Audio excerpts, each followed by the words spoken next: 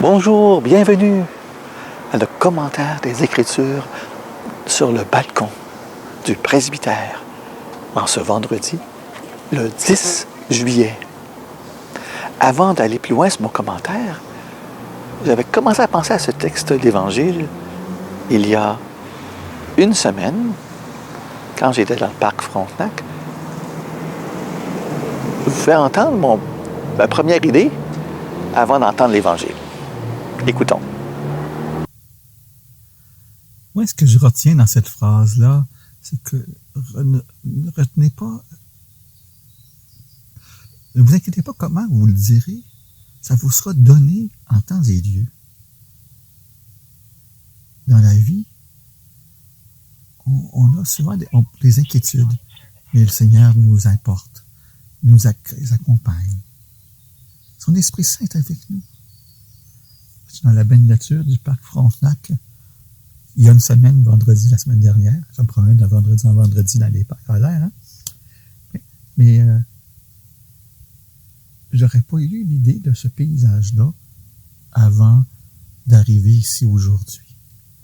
Le Seigneur nous donne beaucoup de grâce. Acceptons-les.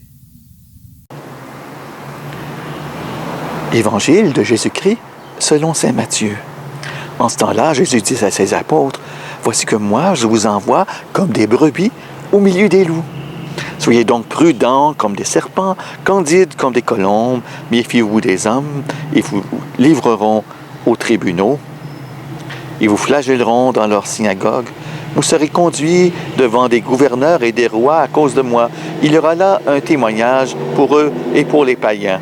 Quand on vous livrera, vous ne vous inquiétez pas de savoir ce que vous direz, ni comment vous le direz. Ce que vous aurez à dire vous sera donné à cette heure-là. Car ce n'est pas vous qui parlerez. C'est l'Esprit de votre Père qui parlera en vous. Le frère livrera son frère à la mort, et le père son enfant. Les enfants se dresseront contre leurs parents et les feront mettre à mort. Vous serez détestés de tous à cause de mon nom. Mais celui qui aura persévéré jusqu'à la fin, celui-là sera sauvé. Quand vous persécutera dans une ville, fuyez dans une autre. Amen, je vous le dis. Vous n'aurez pas fini de passer dans toutes les villes d'Israël quand le Fils de l'homme viendra. À ces lueurs du jour, cette grande chaleur qui nous accompagne ce vendredi, on parle de la mission. La mission qui semble impossible, ou en tout cas vouée à l'échec. Les brebis n'ont aucune chance contre les loups. Inutile d'essayer de les affronter, encore moins d'essayer de les convaincre de devenir végétariens. Pour les loups, hein?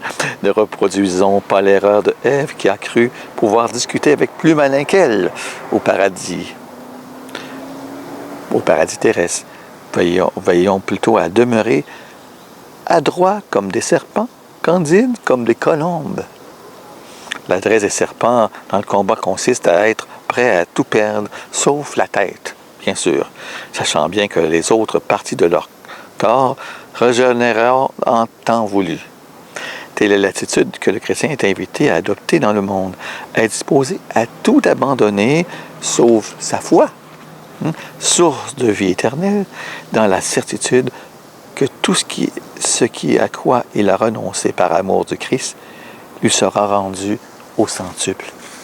Quant à la candeur des blanches colombes, elle consiste à s'élever dans le ciel vers la lumière, dans un recoulement amoureux, en semblant tout ignorer des ténèbres de la terre. Saint Paul, que nous connaissons bien, nous donne le même conseil lorsqu'il écrit dans Colossiens, « Vous êtes ressuscités dans le Christ, recherchez les réalités d'en haut. C'est là que le Christ, assis à la droite de Dieu, tendez vers les réalités d'en haut, non pas vers celles de la terre, quand paraîtra le Christ, votre vie. Alors vous aussi, vous paraîtrez avec lui en pleine gloire. » Jésus nous invite à littéralement prendre quelques distances. Ça, c'est la mode de ce temps-ci, hein? Distanciation. Mais distance vers des hommes qui appartiennent encore à ce monde et dont le prince des ténèbres va se servir pour la persécution des chrétiens, comme il fait appel à eux pour crucifier le Christ. Notre attitude doit être à l'image de celle de Jésus, notre Seigneur. Compassion, miséricorde pour le pécheur, mais vigilance pour chaque instant afin de ne pas se laisser prendre dans les filets qu'ils nous tendent. Si nous restons fermes dans la foi, les yeux fixés comme Saint Étienne sur le Fils de l'homme debout à la droite de Dieu, les humiliations et les sévices que nous pourrons avoir à subir tourneront à l'avantage de Christ, car l'Esprit de notre Père parlera en nous. Il y aura là alors un témoignage pour nos persécuteurs et pour les incroyants, de sorte que, par le paradoxe, c'est en nous persécutant que ceux qui s'opposent à l'Évangile nous offriront les plus belles opportunités pour en témoigner. Tout nous sera donné, la parole juste, l'attitude qui convient, si nous demeurons fidèles à la condition initiale. Si vous êtes adroits comme les serpents, candides comme les colombes, la haine pourra déchaîner jusqu'au cœur des familles, brisant les liens de sang les plus proches.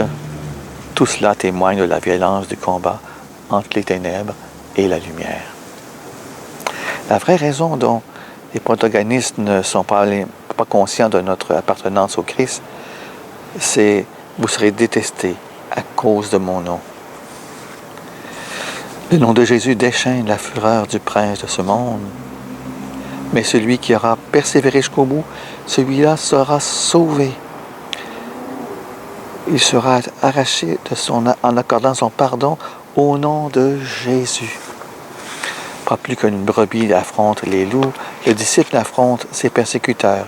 Il fuit d'une ville à l'autre. Entendons, il ne tente pas d'imposer la foi dans les débats contradictoires. Il évite les discussions qui sont stériles, qui donnent son témoignage et se retire. C'est pas une place pour discuter, argoter au niveau de notre intelligence. Oui, c'est pas mauvais, mais c'est en premier.